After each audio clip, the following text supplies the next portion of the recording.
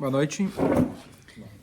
Nós estamos no final do livro dos Reis e a gente está aqui lendo o momento mais trágico da nossa história, que é a destruição do primeiro templo sagrado, que ela vai culminar, ela vai terminar no dia de Tisha B'Av, que é o dia de jejum.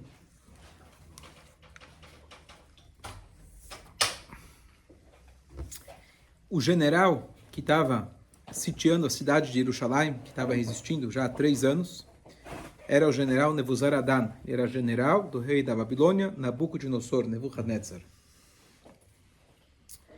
Ao longo desses 3 anos, quase o tempo todo eles estavam dominando Jerusalém por fora. Por um período curto, Israel, Jerusalém, pediu ajuda do Paró Necho, era o nome dele, do Egito. Ele conseguiu, por pouco tempo, expulsar os babilônios, mas logo eles voltaram. E agora, no dia 9 de Tammuz, do ano 3338, quem conhece a Gematra em hebraico, ele é o ano Gimel, Gimel é 3.000, Shalach. Shalach significa mandar, quando Deus mandou. Então é um jeito de lembrar a data da destruição do primeiro templo. Isso aconteceu não no dia 9 de Av, porque o 9 de Av vai ser a destruição do templo. Aqui foi quando rompeu as muralhas do primeiro templo, no dia 9 de Tammuz. Que dia que a gente lembra da quebra das muralhas de Israel? Normalmente 10 de TV é outra coisa. É quando foi rodeado. 17 de Tammuz. Shiva Asar Betamuz. E agora eu quero explicar por que nós fazemos o jejum no dia 17, lembrando a quebra das muralhas de Jerusalém, se ela foi quebrada no dia 9. Então, a primeira coisa é que o segundo templo, muitos anos depois, quando foi destruído pelos romanos, aconteceu a mesma coisa. Eles sitiaram a cidade, rodearam a cidade, e ela foi quebrada no dia 17 de Tammuz. Tá? Então agora eu estou com um jogo 1-1. Que dia que eu vou fazer o jejum? No dia 17, que é o segundo templo, ou o dia 9 de Tammuz? E a gente vê que a gente faz no 17. Por que a gente optou pelo 17 e não pelo 9? Que afinal foi o primeiro. Ou talvez nos dois. Os dois, né? Os dois? Você faz os dois, a gente faz um. Não, porque a gente é remanescente, né? Sim, mas esses jejuns são antigos. São muito antigos. Inclusive está nas escrituras, nos Neviim, aliás, nos profetas, o jejum referente a esse mês, além do jejum de Tisha B'Av. Então aqui tem 3 possibilidades. Possibilidade número 1, conforme uma interpretação, isso está no Yerushalmi. De fato... Se você faz um, Rabino, por exemplo, se você faz no 9, você negligencia o 17. Aí Por o quê? 17 você pode contar o 9 e o 17. Não entendi. Se você faz, por exemplo, o jejum no 9, você negligencia o dia e depois, o 17, o segundo jejum. Por Agora, quê? se você... Sim. Porque é antes. Ah, entendi. Mas se você fizer só o Do 17... dia 9 para o dia 17, alguém faz os dois no mesmo dia. Você está querendo dizer... entendi. Você está querendo buscar uma saída talmúdica. Tá bom, gostei. Tá bom, é válido. Válido. O importante é que o Mashiach está chegando e todos esses jejuns vão se anular. Bezrat Hashem. Mas o Talmud Yerushalmi, ele fala que, na verdade, a primeira também coincidiu com o dia 17. E nada é por acaso. Nesse dia foi o dia que Moshe Rabbeinu quebrou as Luchot. E por isso, já adiantando, é uma das explicações por que se fixou nesse dia. Da mesma maneira que Tisha B'Av remete ao primeiro episódio de Tisha B'Av, que foi quando os espiões falaram mal de Israel e Deus decretou que eles iriam ter motivo para chorar. Então, esse dia de 17, vamos supor que apenas o segundo templo, ele quebrou as muralhas no dia 17 e o primeiro supostamente foi no 9, ainda assim o 17 ganha porque ele corresponde também com mais uma coisa, que é a quebra justamente das tábuas da lei quando Moshe Rabbeinu ele desceu do monte e viu o povo fazendo bezerro de ouro. Mas além disso, o Yerushalmi ele fala de que de fato a primeira muralha também foi destruída no dia 17, por uma confusão de calendário. os judeus estavam lá um pouco desorientados com toda aquela bagunça, eles pensaram que foi no dia 9. Mas não foi no dia 9 de Tammuz, de fato foi no dia 17. Essa é uma explicação. Há mais uma explicação, o Kli Yakar ele traz, que começou a ser rompido no dia 9 e terminou no dia 17. Essa é talmúdica. Você consegue fazer uma conciliação e fica tudo certinho. Então aqui estão as três explicações. Uma da Yerushalmi, outra Gemara em Tanit, que traz a quebra das tábuas, e a outra do Kli Yakar. De qualquer jeito, só para lembrar, em hebraico, Gimel Shalach. Gimel, o ano 3.338 da criação do mundo, foi quando Hashem ele Shalach mandou a gente embora da nossa terra. Mesmo isso acontecendo, o povo se recusou a se render. Vamos lembrar que o profeta estava tentando desde o começo falar: olha pessoal, a gente tem que se render, essa é a ordem do momento, acho que Hashem quer da gente, e eles se recusavam. E mesmo agora, vendo já o perigo iminente, eles ainda poderiam levantar uma bandeira branca, levantar as mãos, falamos, a gente se rende. Não se renderam. E aqui aparece mais uma coisa interessante, mais um número importante, que isso aconteceu 852 anos depois que eles entraram em Israel. O que significa esse número 852? Então, a verdade é... Aliás, desculpa. 850. Vou explicar o que é 852. Que diferença faz 850 e 852? Então, existe um passuco, um versículo na Torá, que faz uma previsão muito negativa para o nosso povo. A previsão, o passuco fala o seguinte: Venoshantem, vocês terão envelhecido e se estabelecido na terra, vocês imitarão a adoração idólatra das nações ao seu redor, em vez de se lembrar de Hashem que os redimiu do Egito, para ser seu povo especial. Essa palavra, Venoshantem, significa como se fosse que caput, acabou o povo de Israel.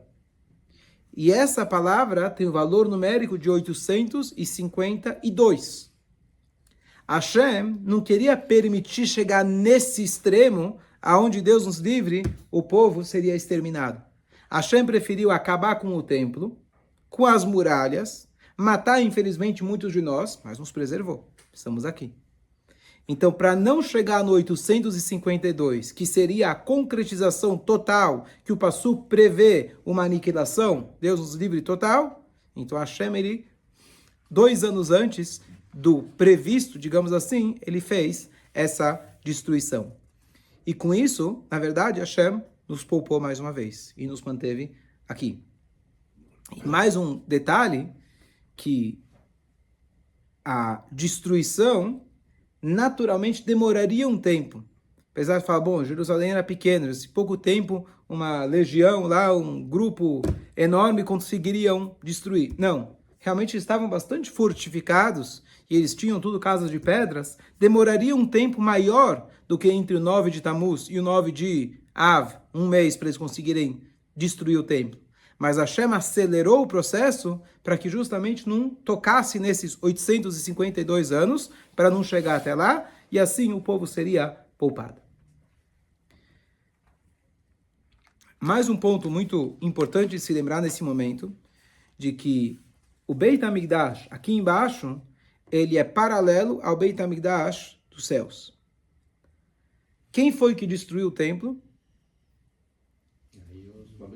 Tecnicamente, os babilônios. Na verdade, Hashem ele permitiu que fosse destruído.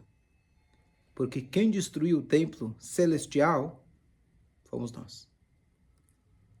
Então, os babilônios foram apenas enviados na mão de Hashem, mas é importante a gente lembrar, isso é muito importante a gente lembrar, numa época onde a gente é atacado pelos nossos inimigos, o inimigo só consegue atacar a nós uma vez que nós rompemos as barreiras que nos protegem espiritualmente. Depois disso, eles conseguem nos atacar. Eles vão levantar a bandeira e falamos, ganhamos, a gente que conseguiu. Problema deles. Mas nós sabemos que quem permite isso é a Kadosh Baruch Hu, e nós somos aqueles que eventualmente permitimos que isso aconteça. É algo pesado de se dizer. Mas na saúde é assim também. Você quer pode dizer? estar suscetível a vírus, bactérias. Você pega uma doença se o teu corpo ele tá com baixa imunidade. Boa. Senão, você pode passar e você não pega o resfriado, por exemplo. Perfeito. Bom, muito boa analogia. Além disso, o Beit HaMikdash era feito de pedras. E a gente vai ver que no final ele vai ser queimado. Como você queima a pedra? Então, o Midrash traz para a gente de que Hashem, ele fez um fogo celestial que queimasse o Beit HaMikdash. Ele que mandou seus anjos e ele que permitiu que o Beit HaMikdash fosse destruído. O que Hashem estava dizendo para eles, em outras palavras, vocês estão queimando uma casa que já está queimada. Vocês estão destruindo uma cidade que eu já destruí. Então não pensem que foram vocês que conseguiram. Inclusive, esses babilônios, antes eram chamados de Kasdim. Era um grupo pequeno de pessoas. Hashem simplesmente deu para eles as forças para que eles se tornassem o império da época e chegassem até a destruição do templo. Então é um princípio importante da gente lembrar, com a analogia que você fez da saúde, de que nós precisamos buscar nossas proteções espirituais antes de qualquer coisa. É mais ou menos, desculpa te interromper, mais ou menos como foi feito no Holocausto? Eu estava esperando, quando o Arthur se mexeu, eu falei, já veio a pergunta. Estava esperando chegar essa pergunta. O que você quer dizer como foi feito no Holocausto? Que também Hashem, os judeus, eles perderam, eles A eram proteção. mais importantes na cabeça deles ser da Alemanha do que ser judeus. Então perderam a conexão com Hashem. Tá. Então, essa pergunta é uma pergunta extremamente pesada, difícil, e eu só falei ela exclusivamente em relação ao Beit HaMikdash e como uma ideia genérica. Como o Holocausto é uma coisa recente para nós e é uma coisa extremamente pesada, a gente não pode de forma nenhuma justificar, nem espiritualmente, falar, a gente pecou, a gente fez isso ou aquilo, etc. Especialmente como é uma dor recente, e a gente não pode filosofar às custas das dores dos outros, ou dos nossos pais, avós, etc. Mas uma coisa é certeza, por mais difícil que seja falar isso, quem permitiu isso acontecer é o mesmo que criou o mundo, é o mesmo que criou nossos inimigos, etc. E ele permitiu com os cálculos dele. O que eu evito de falar, e é importante a gente lembrar, de nós não sermos as pessoas que vamos apontar dedos. Então, muita gente, por exemplo, eu comentei agora de Israel, muita gente apontou dedos, Israel estava dividido, e por isso que aconteceu o que aconteceu em 7 de outubro. Eu acho que não cabe a nós apontar dedos e falar que uma coisa justifica a outra. Você vai falar que uma criança, um bebê as crianças bíblicas foram assassinadas, é difícil da gente, o que cabe, pós-fato, a gente refletir para a gente melhorar para o próximo. Para a gente melhorar para o próximo. Mas tomar muito cuidado de não apontar os dedos. Beit HaMikdash, como é uma coisa mais antiga, e quem aponta isso para eles são os sábios do Talmud, então eles têm o gabarito para poder afirmar uma coisa dessas. Mas será que daqui a 1000 anos não vão falar a mesma coisa? Nós estamos falando isso agora do... Pode ser. Mas aí já é uma dor mais antiga. Sim. E precisamos estar num nível, no gabarito dos sábios do Talmud. Eu não acho que, nem daqui a 1000 anos, eu não vou ser considerado um sábio do Talmud. Nem de longe. Só que a gente acredita e a gente espera que o Mashiach chegue o mais próximo possível. E quando ele chegar, ele sim vai ser capaz de justificar, explicar. Não sei nem como, mas esse é o problema dele. Enquanto isso, o que cabe a nós é a gente parar, refletir, assim como, fazendo uma alusão que o Rebbe falou, por um lado, o Rebbe sempre falou, de forma nenhuma justificar, apontar dedos, etc. Isso é um erro muito grave a gente fazer uma coisa dessas. Por outro lado, depois do Babul, depois do dilúvio, o pessoal se juntou para fazer a Torre de Babel. O que eles queriam fazer? Então, uma das explicações, achavam que a chuva caía naturalmente a cada tantos anos, que ia destruir o mundo. Então, eles iam fazer um pilar muito alto, uma torre muito alta, para segurar o céu. Assim diz o Midrash. E a pergunta é, quão primitivo você pode ser, quão estúpido você pode ser para achar que você vai fazer uma torre e vai segurar o céu? O Rebbe falou que depois do Holocausto, muita gente pensa da mesma forma. Ele falou e fez a analogia que você ter um Estado onde ele não está baseado em Torá, em mitzvot, unicamente sabendo que Hashem é a nossa proteção. É bom que nós temos, é uma bênção que nós temos. Mas você falar, agora temos um Estado, e agora a gente vai fazer, somos um país, não somos mais um povo. Somos um país, não somos mais o povo escolhido de Hashem. Somos israelenses, assim como são brasileiros, assim como são como... Agora nós estamos protegidos. Ao invés de parar e pensar que alegria, que bom, que bondade que Hashem nos fez, que nós somos o Sherit Apleitá, os poucos que conseguiram sobreviver aos 6 milhões. Estamos aqui, vamos celebrar e agradecer a Deus. Eles, em vez disso, vamos construir uma torre, fazer pra gente um nome, vamos segurar o antissemitismo. Funcionou? Infelizmente não. Então, ao mesmo tempo que a gente nossa função não é apontar dedos, mas depois do que aconteceu, cabe a nós que estamos aqui hoje refletir o que podemos fazer espiritualmente para reforçar a nossa conexão com o Criador do mundo, e isso vai fazer com que, Bezrat Hashem, a gente vai estar mais protegido. Então, de novo, não para apontar o dedo para eles, mas quando você aponta para um, você apontar os outros dedos, ou todos os dedos, para nós mesmos. Então, é importante ter essa distinção.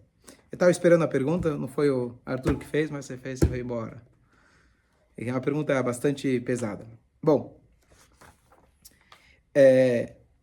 então, resumindo, o dia que aconteceu, eu falei, tem uma discussão se for o dia 9 ou o dia 17, ou se começou no 9 e terminou no 17, etc. E até o dia 9 de Av foi quando o templo acabou sendo queimado e destruído. Nessa passagem, nós temos uma história que está registrada na Gemara em Gitin, que a gente conta em Tisha B'Av, e a gente já contou anteriormente também, quando a gente estava na época da morte do profeta Zecharia. Zecharia se traduz como Zacarias. Esse profeta Zecharia, na época do templo, 252 anos antes, deixa eu conferir se esse é o número, ele estava prevendo a destruição e falando, olha, vocês têm que melhorar os seus caminhos, etc. E como a gente viu que se repetiu várias vezes, que o povo preferia desligar o telefone na cara e não escutar a mensagem que o profeta estava dizendo.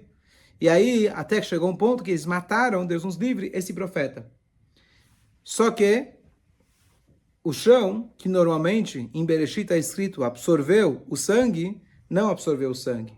E aquele sangue ficou lá borbulhando. E tudo que eles tentaram fazer para encobrir aquele sangue, o sangue estava lá borbulhando por 252 anos. Agora, chegamos no momento, 252 anos depois, onde chega esse general chamado Nebuzaradan, e ele vê um sangue borbulhando ao lado do altar, que mataram ele em Yom Kippur, ao lado do altar. O que é esse sangue aqui? Não, uma vez a gente abateu uns animais, etc., e ficou aqui borbulhando. Não vem com história. Ele trouxe um monte de animais, tentou abater para ver se acalmava, aplacava esse sangue, nada. E até que ele insistiu, falou, vocês não me enganam, qual foi a história? Eles falaram, olha, alguns anos atrás, 252 anos atrás, nossos antepassados mataram um profeta. E não é que eles tinham mudado de opinião, eles continuavam fazendo a mesma coisa, tentaram fazer uma coisa com o profeta atual, com Irmial. E aí contaram para ele, falou, tudo bem, eu vou tomar as providências, eu vou vingar o sangue dele. E a história, quem lembra, na Masechet Gitin, ele vai lá e ele mata 80 mil jovens Koanim naquele local. E ainda assim, o sangue que caía se misturou com aquele sangue, mas o sangue continuava borbulhando. Ele falou, bom, pelo jeito o profeta ainda não está satisfeito. E aí ele quer mais vítimas. Então ele traz lá, ele executa o grande Sanedrino, os 71 juízes, assim como ele fez outros com os tribunais inferiores. E aí ele pegou meninos, meninas, bebês e etc. Até que não resolveu. E ele vira e fala para o profeta, que o sangue ainda estava borbulhando, você quer que eu destrua toda a nação por sua causa? E Hashem, a voz celestial, sai e fala, até Hashem finalmente permitiu, até mesmo esse Irachá tem misericórdia, depois de tudo terei piedade de Bnei Israel. Bom, ou seja, se até esse perverso, que estava agora destruindo o templo, teve piedade, ele já não aguenta mais ver tanto sangue, então eu vou ter piedade do povo de Israel. E finalmente o sangue dele se infiltrou na terra. Isso chocou ele bastante, porque desde quando você conversa com sangue? E ele então decidiu repensar o seu modo de vida, ele se converte, ele vira um ger. Eu não sei qual sinagoga que aceitou ele como ger, eu não sei se sobraram sinagogas, mas ele se tornou um ger tzedek, e quem puder verificar quem foi que saiu dele. Eu não quero afirmar sem ter certeza, mas grandes sábios saíram dele. Quiser pode verificar aí no Gemini. Então, essa é a história do Nebuzaradan, que acontece justamente agora, nesse momento da história, quando ele vem destruir o templo, ele toma essa atitude, ele vinga o sangue desse profeta que tinha sido morto injustamente. Além disso, um detalhe importante, que até agora, até esse momento, nas primeiras 2 etapas do Galut, do exílio, o inimigo não tinha sequer matado uma alma. Eles tinham apenas exilado. E agora, nesse terceiro, como infelizmente eles não tinham feito tchuvá, então aí aconteceu todos esses assassinatos em massa, esse massacre em massa enorme, terrível, que esse general, etc., com os outros soldados acabaram fazendo. Os babilônios, eles já tinham levado para a Babilônia alguns dos itens principais, mas agora eles tinham 2 pilares muito lindos, chamados Yachinu Boas, eles pegam esses pilares e levam com eles. O cobre que envolvia o Kior, que era aquele lavatório, ou tinha até um chamado Yam Shel Shlomo, um lavatório muito grande que Shlomo Melech tinha feito, eles também pegam esse cobre para Babel. Os objetos menores, como panelas, etc., as colheres que eles usavam para o Ktoret, etc., tudo isso eles pegam e levam para a Babilônia. E na noite 9 de Av, eles colocam fogo e ele destruiu completamente. A maioria do fogo pegou no dia 10 de Av, por isso que o luto, apesar que o jejum termina com o término do dia, mas o luto ainda se mantém até a metade do dia 10 de Av, porque ele continuou sendo queimado nesse dia. Lamento contar um shiur dessa forma, cabe mais para Tisha B'Av, mas a gente está seguindo o nosso ciclo, e a gente pede para Hashem que ele termine logo com toda a tristeza, com todos os desastres, ele traga Mashiach ainda hoje, e o terceiro templo vai ser construído ainda hoje. Amém. Acabou o Shabbat? Ainda não, tem mais um pouquinho.